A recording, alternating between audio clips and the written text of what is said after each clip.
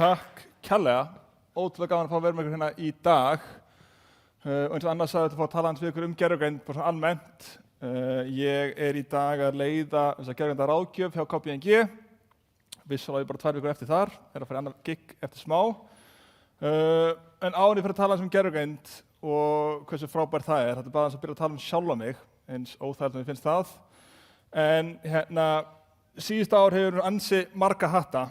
Ég vann áður en byrjaði á KPMG hjá stjórnarráðinu, var þar að móta svona aðgerðaáætlun Íslands í gervigreind og bara var námsmaður, var í fullu námi, á meðan var í fullu vinnu þar. Og sem betur fer, þegar ég var í því öllu saman, þá var ChatGPT nýbúið að koma út. Ekki séns þegar ég komist í gegnum 100% nám og 100% vinnu fyrir ráðandi, hef ég ekki að nýta með tækjatól á fullu dagstælega.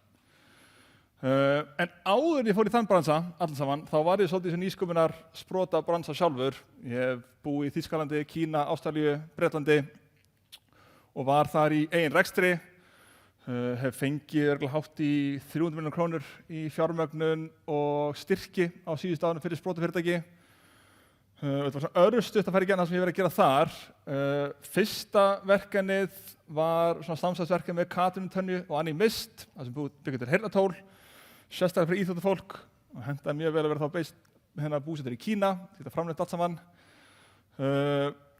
Og það gekk bara ansi vel, til að byrja með. Fyrst árið var einhver velta upp okkur 100 milljóna og sama tíma var ég í öðru heyrnartólaverkefni með gaur sem var yfir verkfræðingur hjá Sennheiser í 20 ár.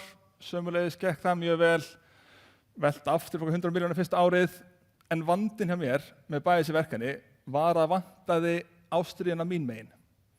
Ég hafði svo margar hugmyndir, vildi gera svo ógeðslega mikið að ég fann bara sjálfur að ég var ekki tilbúinn að leggja allt í þetta. Og það skipt svo ótrúlega miklu máli fyrir sprotafyrirtæki og bara til að fara út í þetta allt saman. Ég tek bara ofan fyrir öllum frumkvöðlum að þetta krefst gríðarlega ástríðu. Þú þarft bara tilbúinn að fara all in í þetta og þetta bara vera svolítið þitt bann. Og ég var bara alls ekki tilbúinn í það með þessi verkefni. Svona nýsköpunar bakterinn í mér dó samt sem það var ekki. Og ég fann mjög ástríðufullar manneskju sem Helga Sigrún og stofnaði það með henni dóttur Skinn.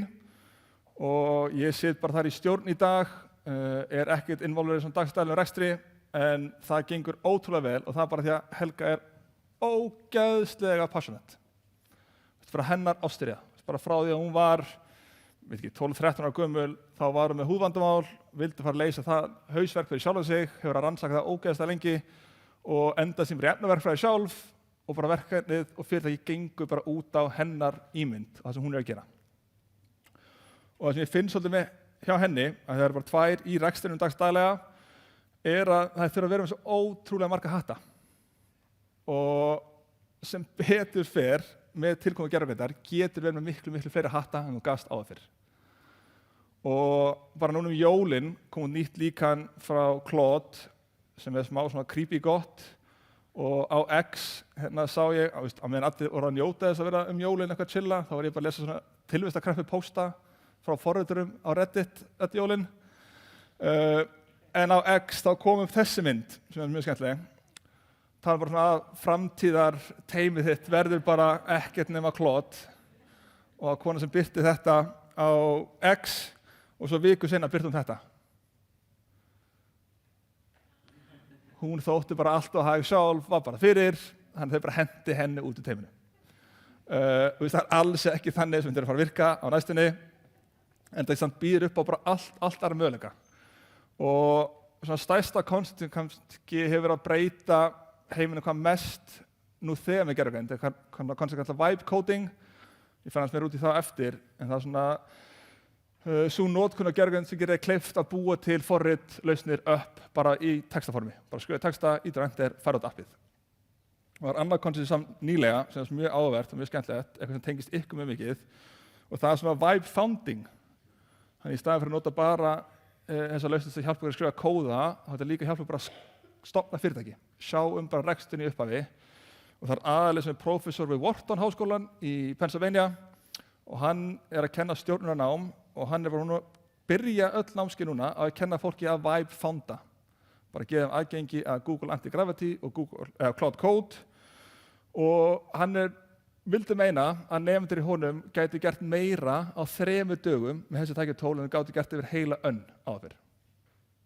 Bara verkinu voru miklu lengra, miklu betur útpælt og bara töluvert betri þróun og betri pælingar með því að nýta sér tæki og tól til að valda eflaðu fremur einhvað sjálfvirknivæða ferli frá A til Ö. En ef við byrjum bara aðeins á þessu byggstöðlum, hvað gervigreind? Að þetta töluvert eldra koncept en ChatGPT eitt og sér. Gervigreind kom fyrst út árið 1956. Grunnkonceptið var að reyna að fá tölvur til að líka eftir hvernig við hugsum, fá tölvur til að leysa mannaverk. Og við erum bara komin á þann stað í dag að þú getur eiginlega ekki farið gennum dag í þínu lífi án þess að vera í einhverju snertingu við gervigreind. Það var aðili í New York á Manhattan sem ætlaði að prófa að fara heilan dag á Manhattan án þess að gervigreind. Hann sat á bekk í Central Park í 24 tíma. Las bók. Hann gæti nota rafmagn.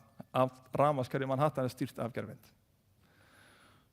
Og bara Facebook, Google, Instagram, Google Maps, þetta allt keyrt af gervigreind. En gervigreind á baku það alls ekki þessi svona spunagreind eða þessi greind á baku ChatGPT. En það var kannski svona stærsti snertiflöturinn sem opnaðist fyrir hinn meðal notenda þegar ChatGPT kom út haustið 2022 og það bara þessi litli fjólublá hringur hann inn í miðjunni eiginlega, þessi stóru mollíkön eða spunagreind, það bara þetta subset sem ChatGPT. Þannig að þetta bara pínkulítið mengi af heildar gervigreindar menginu. En samt sem árið fólk var að gera ansi magnaða hluti með þessu, en sem við alltaf taka mjög skýrt fram í tengslum við þessa blessuðu spunagreind að þetta veit ekki neitt. Það virðist vera ógeðslega klárt og það getur hjálpað ótrúlega mikið, en þetta bara líkindareikningur. Þetta var stærðfræði.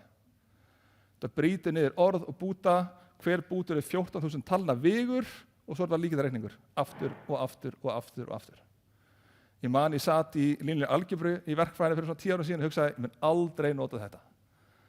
En stærðfræðin á bak við ChatGPT í dag bara línuleg algebra. Og þetta bara hægt að þetta bara tekur nánast öll gögn sem tilheyra heiminum og bara nota þetta að þjálfa þessi líkön áfram. Þannig, eins og ég segi hérna, þetta alls ekki með eitthvað svör, þetta bara giska, bara reiknar og bara mjög gott í því. En svona helsti vandinn ekkert endilega fyrir sprota, það töluvert auðvitað fyrir sprota að sjá hvað notagildin það miklu meiri vandi hjá stórum bakteríum, stofnunum, ráðuneytum að sjá hvað tækifærin liggja og það að því að hvað þessi módel geta gert eiginlega óvitað. Þetta ótrúlega gott í ýmsu en síðan bara skelfilegilegt í öðru. Þetta getur ekki talið fjölda R í orðinu jarðaber en getur spýtt út 410 formúlu Excel-skjali fyrir á 2 mínútum. Og annar áhverð koncept sem hefði Jagged Frontier var að tala það hvað gervigreind góð í og hvað ekki góð í.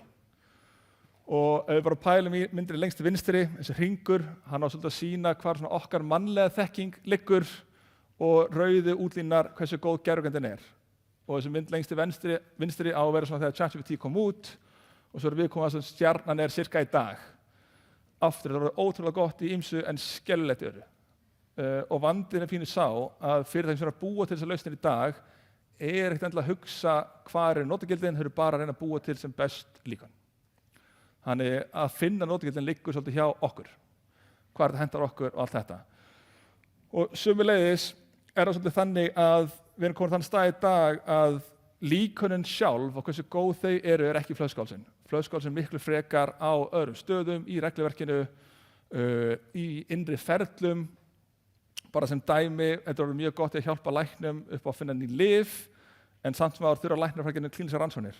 Það tekur bara ár. Þannig að flýta fyrir heildarferlinu ekkert gríðarleg ávinningur eins og en ég trúi á því að þetta mun gjörbreyta öllu. Og ég ólst í Bandaríkjunum, mjög mikill körfuboltainnandi, finnst það gaman að tengja þetta saman. Myndin vinstra megin frá aldamótum og þið sjáu þessu dökkrauðu punktar hvað leikmenn var að skjóta oftar en ekki. Og aldamótin voru liðið að skora svona 70-80 stig í leik, skjóta hérna og þaðan, síðan svona 2010-2011 fóru liðið að nota gögn og gervigreind. Og gögnin sýndi bara hægt að skjóta hérna og þaðan, skjóta bara þrista eða tróði körna. Og núna skora í dag svona 120-130 stig í leik. Og í grunninn markmið ennþá nákvæmlega sama. Markmið bara að koma boltanum í körfuna, en bara hvernig nálgast það markmið allt öðruvísi. Og ég sé bara svolítið að sama gerast hjá fyrirtækjum, stofnunum, sprótafyrirtækjum, grunnmarkmið ykkur ennþá það sama, bara hvernig nálgast það markmið mun gjörbreytast.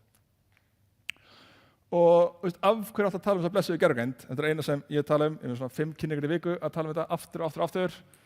En það bara fáránlegir fjárhæðir að fara í þessa tækni í dag. Sjáum bara það að OpenAI, fyrirtæki bak við ChatGPT, fengu fjármögnun í fyrra upp á ca. 40 milljarða bandaríkjadala. Það svona álíka mikið að byggja 24 nýja Landspítala. Og þau vinna í því að loka 100 milljarða krónur lotu á þessu ári. Sömuleiðis ástæðan fyrir að bandaríkin voru í hagvexti í fyrra bara fjárfestingar í gagnaverum og gervigreindar innviðum. OpenAI ætlar að byggja 20 ný gagnaver á næsta árum, hvert gagnaver að vera 1 gigawatt. Kárahnjúkar svona 700 megawatt, þannig að Kárahnjúkar 1 og sér geta ekki knúa fram 1 af þessum 20 gagnaverum. Og hvert gagnaver kostar sirka mikið á landsframleiðslu á Íslandi á ári. Það fer í 1 gagnaver í tölvur og örgjörðar sem úrelt eftir 2-3 ár. Þannig að peningurinn og skalinn bara eitthvað sem náum ekki utanum. Þetta 1 fyrirtæki af svona 5 sambærilegum. Allir sem stærstu aðilar í heim í dag, hvort þessi Facebook, Google, Microsoft, OpenAI bara að vinna í því að byggja kjarnorkuver. Það ekki hægt að knýja þetta áfram án þess. Og kapphlaup í dag að mestu leyti milli Bandaríkjanna og Kína. Og Kínverjar farin að framleiða 3 sinnum meiri orku heldur en Bandaríkin bara út af þessu að miklu leyti. Og þessi líkön að þessum peningur fara í þetta að það verða betri og betri og betri. Og það mjög áhugaður rannsókn sem OpenAI gerði síðasta sumar, þar sem við voru að bera saman þessi bestu líkön við sérfræðinga á sínu sviðum. Þeir völdu ákveðna sérfræðinga og skilgreindu sérfræðing sem aðalega sem unnið í 14+ ár á sínu sviði og fengu þann aðalega að búa til verkefni sem tæki meðalmann 8 klukkutíma að leysa. Létu síðan annan sérfræðing leysa verkefnið og þessi líkön. Og það kom í ljós síðasta sumar að líkönin voru valin og voru betri í svona 39% tilvika. Síðan í nóvember kom nýtt líkan og þá voru þau komin upp í 74%. Þannig eitt og sér þessi bestu líkön orðin betri en sérfræðingar sínu sviðum að leysa ákveðin verkefni í svona 70% tilvika. Og ef við horfum síðan aðeins á fjármögnun það var aðeins Y Combinator fyrst. Y Combinator er stærsti hraðall í heimi og 2 ári gefa út lista af hugmyndum og vandamálum sem þau vilja að fyrirtæki leysa. Svona 10 hugmyndir eiginlega í hvert sinn og í fyrra, þessi tók ég eins og allar, í fyrra voru örugglega svona af þessum 20 hugmyndum sem þau gáfu út svona 16 ef ekki 18 eitthvað tengt gervigreind.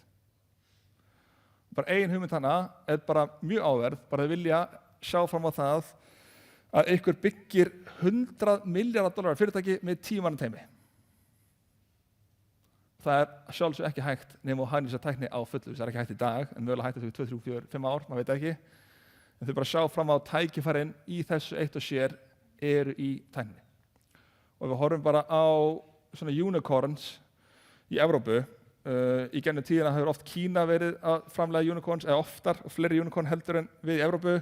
En svona nýlega hefur það verið að breytast. Evrópa framleitti 2-falt fleiri unicorns heldur en Kína í fyrra. Og það var svona 51 minnum við og að miklu leyti þetta gervigreindar-sprotar.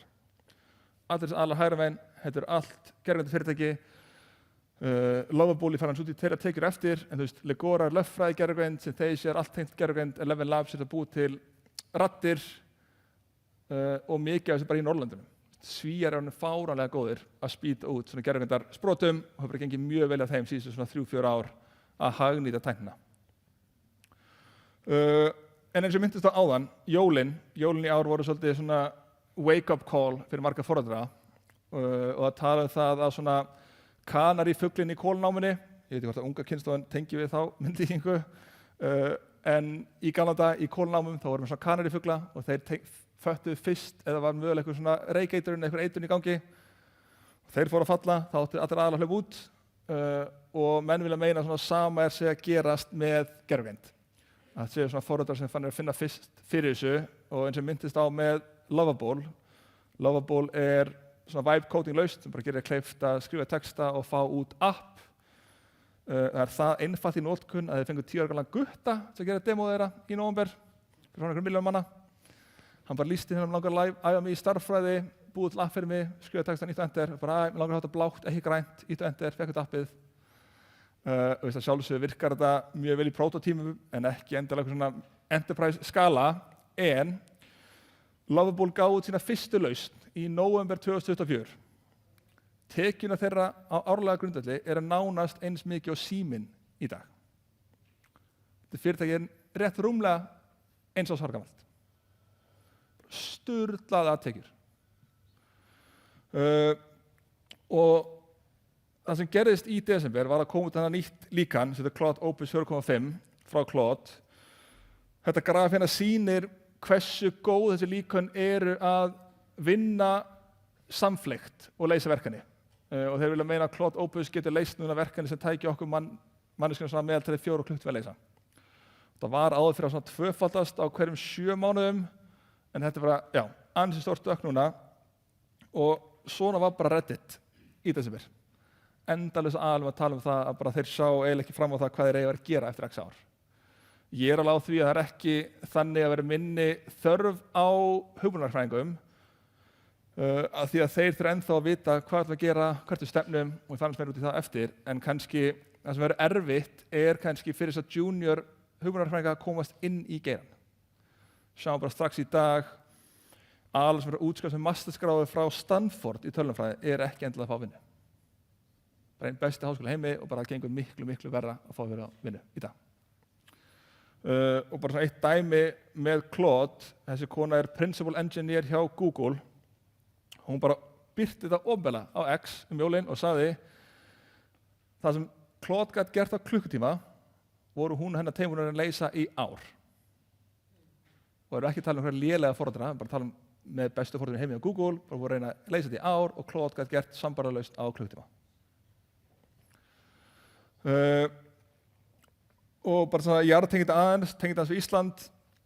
Hjálmar Gísla er mjög flott sprotafyrirtæki sem heitir Grid.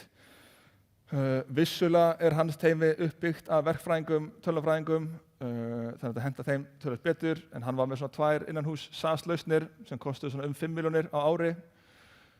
Í leyfisgjöld á 2 dögum replaceðu þær lausnir með Claude Code og byggu til sína eigin SaaS-lausnir innanhús sem var að henta við þeim. 2 dögum. En áður verður svolítið opnum fyrir spurningar, svona mín helstu ráð til ykkar.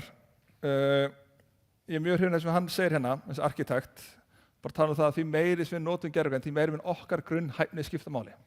En því raun og veru þurfum við að vita hvaða spurningar á að svara og hvernig svör viljum við fá. Og það var mjög flott rannsókn sem kom út frá Anthropic nýlega, aðalega bak við Claude, þar sem þau voru svolítið að fara út í þetta og rannsóknin sýndi bara, ég hvort þau greindi einhverju mörg milljón samtali á sér, og það kom bara mjög bersýnilega í ljós að því lengri skólagöngu sem þú hefur farið í gegnum, því meira getur nýtt þetta tæki og tól. Það er bara meira farið út úr þessu. Og það var bara nánast 1:1 í fylgni á milli þess hversu góð þín spurning var og hversu gott svarið var sem fékkst út úr þessu. Bara því betri sem mótaði spurninguna, ekki endilega svona prompt engineering, það er ekkert eins spennandi lengur, en bara hversu vel þú gast kjarna sem þú vildi reyna að fá út úr þessu og gast lýst vandamálinu, því betri svar gast að fengja út úr þessu. Og það sem ég tók ekki fram áðan í tengslum við þetta Vibe Founding var að þetta eru flest allt nemendur sem eru í stjórnun í einu besta stjórnarskóla í heimi með þekkingu og grunn. Þau þekkja businessliðina, þau þekkja vandamálin og geta lýst því sem þau eru að reyna að leysa. Þessi aðili hérna, magnaður, hann vann Nóbelsverðlaun í fyrra, hann er tölvunarfræðingur en hann vann Nóbelsverðlaun í efnafræði, hann sem magna pæling. En hann bara talar um það að svona, það sem mun skipta langmestu máli, svo hæfni sem mun skipta mestu máli í framtíðin er bara það að kunna að læra. Við munum bara þurfa að læra eitthvað nýtt aftur og aftur og aftur. Og hann nefndi það núna á Davos, bara í síðustu viku, að ef hann væri að tala fyrir framan hóp af háskólanemum, hann var að mæla með því bara að fara kynningu sem tækja tól á fullu og bara mastera öll þessi tól. Að það sé bara langt mikilvægt fyrir ykkur í svona dagstæðlegu störfum, eða svona ykkar námi, og svona það er hagnýtisku lausnir í dag fyrir þess að klassíska ChatGPT og þetta, þú veist, þá mælum þessum 3 hérna. Claude Code virkar vissulega bara í Makka, en síni Antigravity frá Google og Codex frá OpenAI, og þetta er allt svona tæki til að hjálpa ykkur að forrita, og þau þurfi ekkert endilega að kunna að forrita lengur. Eða alltaf ekki að skrifa kóðan sjálfan, þau eru að geta skilja hvernig það virkar og keyrt hann, en í grunninn skiptir ekki eins miklu máli að kunna hvort það sé komma eða semikoma eða whatever. Ég þoldi það ekki í háskólanum. En það hjálpar bara svona að auka afköstin allverulega. Bara aðalega sem ég sé sem nota Cloud Code á fullu er bara að keyra 5-6 verkefni í einu í tölunni og er bara að vinna ykkur öðru með hann. Þannig að þú getur afrekað ansi mikið. En það sem ég ætla að skilja ykkur eftir með er þetta quote hérna frá Ingvari Pétursinni. Hann var hátsettri á Nintendo í mörg ár. Hann bara talar það að þegar við stöndum fram fyrir óvissu, svo bara mikilvægt sem við gerum er að fjárfesta í þeim hlutum sem skila árangri sem langt flestum framtíðarsviðsmyndum. Og ég held fyrir ykkur, svona aðeins frá að stofna ykkur sprotafyrirtæki, þá er það bara svolítið að hagnýta þessi tæki og tól. Fjárfesta, tíma og ykkur þekkingu í að fara í þetta. Kafi þetta, læra hvernig hagnýta af því að aftur eins og ég sagði áðan, þið þurfa að vera svo ótrúlega marga hatta í upphafi að eina leiðin sem geta gert það og fyrsta lagi haldið ykkur á lífi og áttu eitthvað svona félagslíf er þetta nýtst tæki og tól á fullu. Þetta er alltaf sem frá mér, en þetta er ofn fyrir spurningar. Bara, ef það er einhverja pælingar spurningar, þá bara að gera að varpa þeim fram.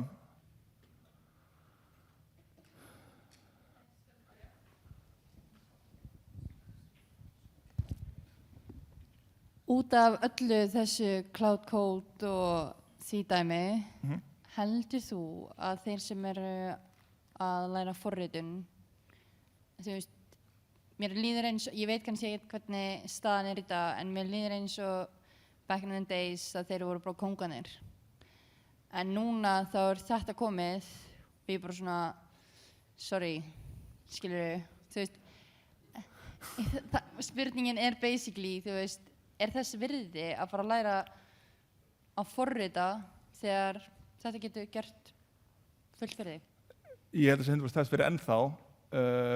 Það er miklu meiri þörf samt á forrit sem skilja arkitektúruna bak við allt saman, hvernig á að tengja infrastruktúruna á þetta dót, skilur, og svo lætur þetta sig að skrifa kóðan. Vandinn er bara sá að til að geta lært á það, þá þarftu svo mikið að fara í gegnum þessa grunnvinnu og bara hrættur að sú grunnvinna hverfi. Og það er ekki bara á forritinu, bara sem dæmi hjá KPMG, í svona ráðgjafastörfum, þá er þetta mjög svona píramídastruktúrað, þú veist, svona partnera og svo managera og svo eitthvað associata. Þessi tæki og tól geta leyst fullt af verkefni í dag sem þess að associatar eru að gera, en hvernig þeir þá að læra og geta komist á næsta skref. Þannig að þetta grunnþörfin sem þá mikil, en kannski ekki eins mikil hún var, maður sé bara í dag, það voru stundum bara 2-3 forritar að sækja einhverjar stöður, í dag er þetta 100 aðalega bara hérna heima, sko. Þannig að kannski ekki eins mikil kóngar, en þeir sem eru ótrúlega færi í þessu eru bara ennþá meiri kóngar. Og það var mjög erfitt að framleiða fólkið í þessu kóngaleveli og þetta ekki með grunn vinnuna, sko. Einn spurningar aftast.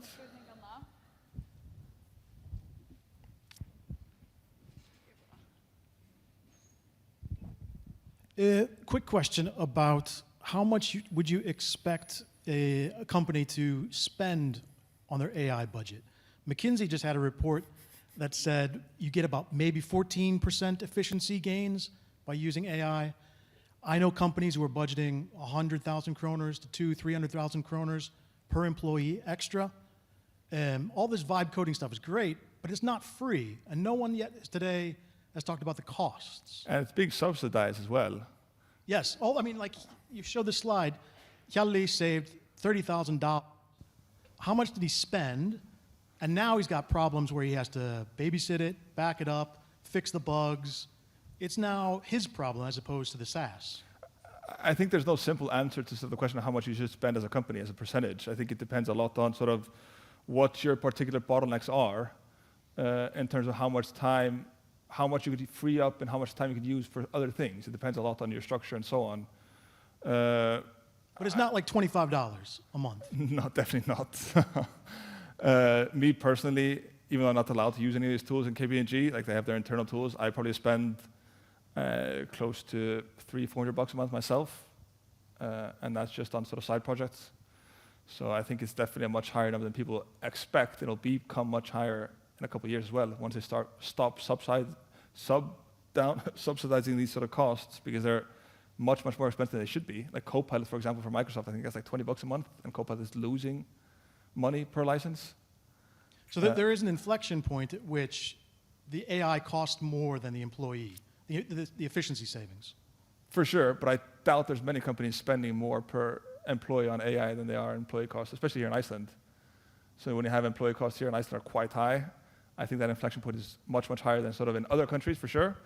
But I think there's no single sort of percentage number. It just depends a lot on your own bottlenecks and what you want to be able to free up time to do instead. And sort of while they're still down sort of or subsidizing these costs, there's definitely a lot of leverage that you utilize from these sort of cheaper models. In the meantime, question in the back.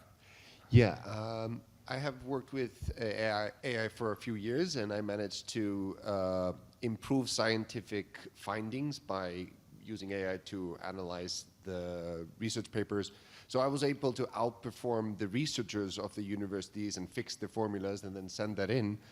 Problem is that people don't believe that AI can do it, and thus they were not willing to pay for it, and they're also not willing to admit the mistakes. So how do you overcome the kind of lack of faith in AI and simply asking people to look at the results rather than the methods?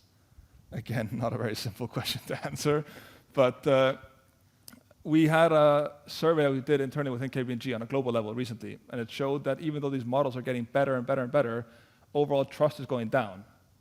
And I think it's twofold sort of in your element. Of course, they don't want to admit that they made a mistake and the AI picked it up, so there's some sort of built-in bias there. But I think the issue is also sort of the lack of explainability. So when you're using sort of these generative AI models, they're just a black box. You don't know how they actually come to an answer. So it's very hard for people to trust that if they don't know. There's a bunch of different companies working on some sort of like neurosymbolic AI where they're combining Gen AI and sort of old school neurosymbolic AI, it's like to sort of twin that together to give some sort of reasoning. But I think that's the key factor, sort of the lack of reasoning for a specific answer. And like if I'm just using it, for example, for grading, if I would put an essay into ChatGPT and ask it, what grade would you give this? It might say 95, and then an hour later, if I put it back in, it might say 78. And that's just different answers based on when I ask, how I ask, how much other people are asking at the same time, how much load is on the sort of GPUs. So I think the lack of explainability is the biggest issue. And I know all these companies, major sort of labs are trying to fix that, but I think that's the biggest hurdle. Yeah, that's exactly the hurdle that I've fixed in that, because like it's a very heavy rule-based system. So I know fully the logic. I just use the AI as the brain. Mm-hmm. But maybe what I'm pointing out is the cultural and governmental kind of system that they couldn't admit the failure because that would mean that they would have to notify all the students, which basically means that they are unable to do scientific studies at that point because they don't want to admit. Because failure is the cornerstone. What's the benefit for them to catch this? The benefit is that this tool could then be given to new researchers that are doing, they're looking, because they have to look through hundreds of research papers. This tool helps them do that and fix the formulas. And is it then a matter of trying to catch them earlier in the process, like sell it to them earlier rather than sort of showing them afterwards that they sort of failed? Exactly. Yeah. That was my attempt, but yeah. Yeah, you still have a lot of egos to sort of fight through there. Þá sé með fleiri spurningar. Það ein hér til dæmis. Já, á íslensku. Já. Ég var næstu byrjað að tala ensku. Mér langaði að spyrja aðeins út í nú þekki ég bara þessa spunagreind, þú veist, OpenAI og allt þetta. En ég að vinna líka á svona mentatæknilausnum. Það sem að, þú veist, búa til nýtt námsefni fyrir grunnskóla sem innihalda einhvers konar interactive AI-drifið. Ég veit voða lítið hina anga gervigreindar. Hvað, þú veist, hvað mælirðu með að ég geri til að kynna með það, eða hvað myndirðu að mæla með? Maður vill náttúrulega kannski ekki að krakkarnir sé eitthvað í einhverju spjalli við einhverja gervigreind, skilurðu? Ég held að grunnspurningin svarað þarna bara að nýta þá tækni sem henta að hverju sinni. Já. Ekki fara út í það að reyna að finna tækni og reyna að innleiða hana bara til innleiðina, sko. Nei, það svolítið verið vandinn hjá flestum stórfyrirtækjum í heimi í dag með innleiðingu á spunagreind. Þetta kemur oft frá stjórninni, við þurfum að nota gervigreind að fullu og allir bara í hvað, skiljurðu? Frekar farið það að reyna að finna hvar vandamáli liggur og ef vandamáli gæti nýtt machine learning að velná með einhverja aðra tegund af gervigreind, þá að gera kafa í það, en þú þarft að fara að kafa út í það ef það gæti sér neitt nýttir, sko. Það að læra á velnám ekkert eitthvað einn frá bingo og dæmi, sko. Það miklu flóknara og lengra heldur en að fara kveikja ChatGPT, sko. Nei, ef ég gefi svona aðeins meira innsýn, þá er ég að vinna því að setja fót svona vísindasetur Já, og þetta er svona interaktiv upplifin að fara í gegnum einhvað ferli.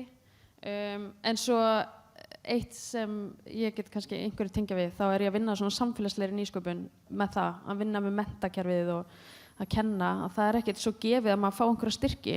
Til þess að fá rannís þá þarf ég því miður bara að skjóta gervigreind eða einhverju tækni inn til þess að ég geti mögulega að fengi styrk, skilurðu. Þannig að og framtíðin er náttúrulega bundin í þessu, þannig að hefur þið prófað að spyrja bara spurningaitina hvaða tækni þetta spyrja, hún skilur náttúrulega reynir að selja mér ýmislegt, sko. Jú, já, einmitt. Já, það sem að ég skildi út frá henni og mér fannst þú ekki svara kannski því sem hún spyrja er hvernig veit ég, út af því núna þekki ég bara ChatGPT og Lovable veit ég hvort það, já, hvernig veit ég hvað ég get nýtt mér, þú veist eins og daginn til dæmis, ef ég tek sem dæmi þá er vinur minn sem sagt að læra AI og hann bara senda á mig bara það er til mikið að þú getur notað Google, þetta fyrir allt sekúrt og ég bara, gaur, hvernig fjandanum, þú veist, því að ég spyr bara chat, svo prófaði ég og því að hann sagði prófa að nota Gemini fyrir ákveð og ChatGPT fyrir eitthvað annað og ég fór að spjalla við chat, heyrðu, þetta sagði hann við mig, hann sagði mig líka að nota Google en chat var bara, heyrðu, þú veist, basically ekki segja mér að nota Google og ég var bara svona, gaur, þú ert ekki hjálpa. Fattar þau hvað ég fattar hvað þú meina, skilja, en þannig ertu bara að spyrja mismunandi spurningatækni en miklu einfaldara að spyrja ChatGPT eða Gemini hvaða öðru þessi gervitækni getur notað, þú veist, vélnámi eða whatever, þú veist, það er ekki eins mikið competitive dót þar á milli, sko. En þyrfti ég þá bara að googla, hi, I'm þú þarf bara doing að this. grúska, þetta er bara að grúska og bota, veist, það er bara einfalda svarið, sko, en fyrir þig svarið bara að fara að hitta einhvern aðala sem þekkir vélnám og þekkir þessi tæki og tól og bara lýsa almennilega hvað þetta að gera. Veistu hvar get ég hitt fólk sem er Er þú í því? Já. Ok, ég er að tala segja, það er bara að hitta þetta búið- sérfræðinga og fara dýpra, veist, ég get ekki sagt þér bara á þessu Nei, nei, stutta nei, 30 sekúndna nei, pitchi, skiljur, Nei, nei. hvað það ætlar að nota í hvað, en þetta er Er bara svona spurning hvar um maður byrjar, skilur bara að hitta fólk, Hitta bara fólk spjalla, sem og bara sama með sprótalausnir, aldrei eitthvað reyna að halda um einhverju bublu útaf fyrir þig til að passa enginn að gera það sama. Já, Veist, það er bara ástriðan ekkert sama til staðar, þú ert með það, þú ert með þekking á þessu sviði, bara hitta aðra og tala aðra um þetta, sko. og þetta er meiri stað þannig, sko, ég fer í háskólan og bara, já, hvar eru hérna mastersnemar í AI, þú veist, hvar eru þeir? Eiginlega, Já, það mun virka. en þú veist Veist, þeim vantar mastersverkefni. Ég er að segja, veist, það er bara, það er skemmtilegt að krakka gera í dag í háskólum, er að leysa verkefni sem skipta máli. Já, einmitt. Það er bara að gera að tala við prófessora í deildinni og spyrja bara vantar í mastersverkefni, veist, hvernig geta það nýst í þessu. Ísland er svo lítið, það er svo auðvitað að fara bara og pota í hvern sem er, sko. Ok, takk. Minnsta mál. Hérna, ég meina spurningu. Þegar maður er að sitja, þú veist, Lovable og búa til, þú veist, bara app eða eitthvað svona hugbúnað, einhvað, eða veist, kóða með því. Og maður mun þurfa að fá kannski, ég veit ekki náttúrulega hversu mikið eða hversu, þú veist, fullkomið þau geta gert þetta. En þarf maður ekki alltaf mögulega að fá, þú veist, forritara eða eitthvað svona hugbúnaðararkitekt og eitthvað svoleiðis, þú veist, í lokin. En ég er nefnilega búin að sjá það að, þú veist, margir forritarar kvarta yfir því að það er, þú veist, erfitt að fara, maður þarf eiginlega, eða þú veist, þau þurfa að gera bara verkið allt aftur og fara yfir allt sem að AI er búin að gera í stæðan fyrir að byrja bara alveg frá startinu. Þú veist, að það getur verið flókið fyrir suma, forritara eða eitthvað svoleiðis. Það er 100% rétt, sko. Það lausnir í dag eru mjög góðar til að hjálpa að gera prótótýpur. Já, en ekki til þess að gera fullbúna lausn, nei, alls ekki, sko. Ok. Alltaf ekki eins og er, sko. Og ef þú ættir að fara að gera fullbúna lausn frá grunni sjálf, það er hægt, þú veist, bara Claude Code, þau Anthropic gáðu út sambara lausn til Claude Cowork og þar var 100% kóðunum skrifaður af Claude Code frá grunni, en þá þarf þetta að vera með tölvunarfræði þekkingunni í upphafi til að vita nákvæmlega infrastruktúrin sem þú setja upp og hvernig þú setja allt upp og svo láta fara að gera. En væri þá kannski sniðugt að láta þá, þú veist, forritara kannski, er hann fljótari að nota til dæmis bara einhvað af þessum uppum til þess að hjálpa sér? Það getur gert ykkur alveg lausn, já, 100%, sko. Það tala dag, allur gangur af því, en sumir segist geta 5x-að afkostun sín, sumir líðar eins og segja að vinna á við 10, þú veist, þetta er bara allur gangur af því, en eins og ég sagði áðan, hagnýtingin skiptir miklu máli út frá þinni grunnþekkingu upphafi. Þannig forritari með þessi tækjutól getur gert miklu meira aflæsi heldur en þú kannski við þinn bakgrunn og vice versa, sko. Þannig að þú myndir að segja að það væri alltaf sniðugast að vera með forritara eða hugbúnaðararkitekta. Alltaf að fá einhverja ráðgjöf í því skilur í byrjun, sko. Já, Það er algjörlega eftir því líka hvað þú ert að reyna að gera. Þú ert að búið til prótótípur bara, þá getur 100% gert það sjálf. En þú ert að reyna að gera eitthvað sem er skalanlegt, þá þarf alltaf að hafa þekkingu í grunninn, sko, í upphafi. Okay. Já, takk fyrir. Minnsta mál.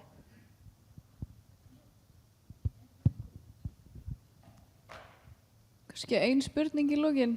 Einan aftast segi ég bara að reyna að forðast ljós eins og sjáu fólkina. Fljótur, Maggi. Já, takk fyrir fyrirlesturinn. Með eina spurningu sem fær kannski mikið, ég veit ekki, hún er ekkert rosalega skemmtileg.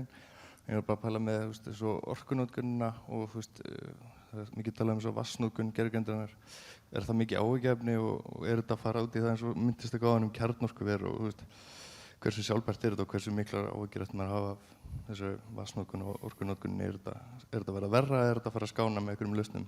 Þetta er að vera miklu betra, það er einfalt svarið, en bara svo að fólk fari til heim og hætti að nota ChatGPT.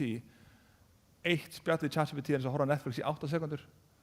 Þannig að líður eitthvað illa eftir að nota ChatGPT í daginn, bara ekki að horfa á Netflix í 10 mínútur og borga upp mánuðinn, sko.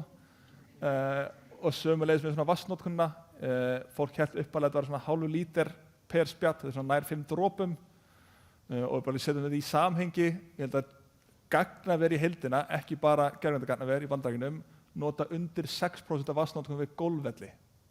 Þannig að það er vökva golfvelli á hverjum degi í Bandaríkjunum nota miklu meira vatn heldur en gagnaver. En alltaf heildarþörfin moving forward er gríðarleg, sko. En þessi fyrirtæki þurfa svolítið að leysa það og þann flöskuháls áður en komast í þetta. En þess vegna er bara fjárfesta fullu í kjarnorkuverum, kjarnasamrunaverum og allt þetta, sko. Þannig að eins og þá er þetta ekkert eitthvað fara að dropa í hafið, en það gæti orðið bara gigantísk, þá þurfum við bara svona að leysa úr því, sko. En ég er alveg full að trúa þeim að leysa það. En mjög valið spurning, sko.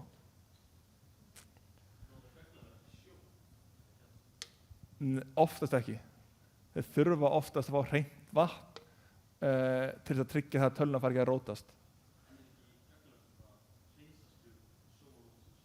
Sumir, sko, en ekki allir. Það er ekki endilega íbúið alls staðar, bara fullt af gagnaverum í Bandaríkjunum til dæmis á meginlandinu, locally, eru að nota fullt af vatni, þannig að bara vatnsnótkun hjá íbúum í hverfinu, bara vatnsþrýstingur í sturtunum bara lækka, sko. Þannig að það er ekki alltaf hægt að nota þetta til miður. En síðan er hægt að nota á jákvæðan hátt líka. Danir nota vatni sem fer í gegnum gagnaver til að hita húsin í hverfinu. Það er alveg hægt að gera fullt með þessu. Það var svona að taka þetta og vinna þetta saman heildstætt. Hver er tíminn? Þú ert bara á fullkomnum tíma. Já, ef það er ekki fleiri spurningar, þá ætlum við bara að taka smá pásu. Þriðja spurningin. Aldrei þegir þú. Byrju hérna. Þú varst að spyrja út í hvernig maður svona forritarar eða eitthvað ef maður er ekki að forritari sjálfur. Ég lærði það til dæmis með Lovable, undan því að þú varst að tala um Lovable og það pirraði mig. Maður fær sem sagt þegar maður býr til aðgang á einhver Lovable aðganginni, rétt upp hönd. Ég vissi ekki að maður fær credits og þú veist, maður fær ákveðin credits yfir mánuðinn og ef ég væri að spyrja til dæmis gerðu þetta fyrir mig, enter, gerðu þetta fyrir mig, enter, þá eyði ég kreditunum mínum, skilurðu, og þá þú klárar kreditin, þá þarf það að byrja að borga, alveg svolítið mikið, þannig að þú fær 200 credits og ég ætla að spyrja þig af hverju er þetta svona, eftir smá, þú fær 200 credits, þú veist, af hverju er verið að biðja mig að senda þeim basically ritgerð í staðinn fyrir bara að leyfa mér að, þú veist, mér líður eins og þegar ég er að nota Lovable að ég þurfa að ákveða fyrirfram og passa að allt verði 110% svo ég fái það sem ég vilji frá Lovable. Þetta er bara tengið spurningar hans í upphafi. Kostnaður við að reka sér mótor er mjög mikill og þeir eru að niðurgreiða núverandi þjónustu í dag allverulega. OpenAI er að fara að tapa einhverjum $700 milljörðum á næstu árum bara að borga undir innviðabygginguna og að niðurgreiða allt saman. vegna þess að 90% notandi af ChatGPT er bara ókeypis aðgengi og er bara núna að opna á ads til þess að borga fyrir það.